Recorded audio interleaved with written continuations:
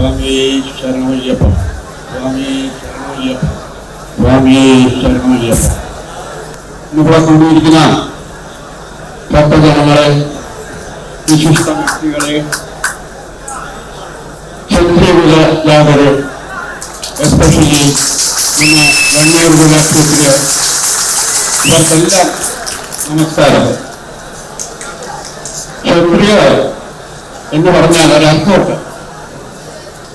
ക്ഷതം ഇല്ലാതാക്കുക ക്ഷത്രിയരുടെ ഒരർത്ഥമാണ്. ക്ഷതം മീൻസ് കേടുപാടുകൾ ഇല്ലാതാക്കുക. യുദ്ധം ചെയ്യുക എന്നുള്ളതല്ല ഈ ക്ഷത്രിയരുടെ കർമ്മം.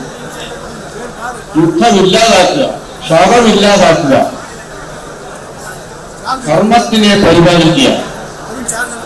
ഗീതയിൽ തന്നെ പറഞ്ഞിട്ടുണ്ട്, കർമ്മത്തിനെ പരിപാലിക്കണം. അധർമ്മം വരുമ്പോൾ കർമ്മം അതിൽ മുൻകൈയെടുത്ത് അധർമ്മത്തിനെ ഇല്ലാതാക്കണം എന്ന് പറഞ്ഞതുപോലെ നമ്മളെല്ലാവരും, വന്യകുല ക്ഷത്രിയരായാലും മറ്റ് ക്ഷത്രിയന്മാരായാലും എല്ലാവരും നല്ലത് പ്രവർത്തിക്കുക, ധർമ്മത്തിനെ പരിപാലിക്കുക, ചീത്തയെ നശിപ്പിക്കുക.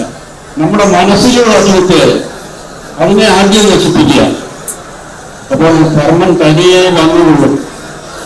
അതിനിടയ്ക്കൊരു കാര്യം പറയട്ടെ. ഞാനും നിങ്ങളുടെ കൂടെ ഉള്ളൊരു ആളാണ്.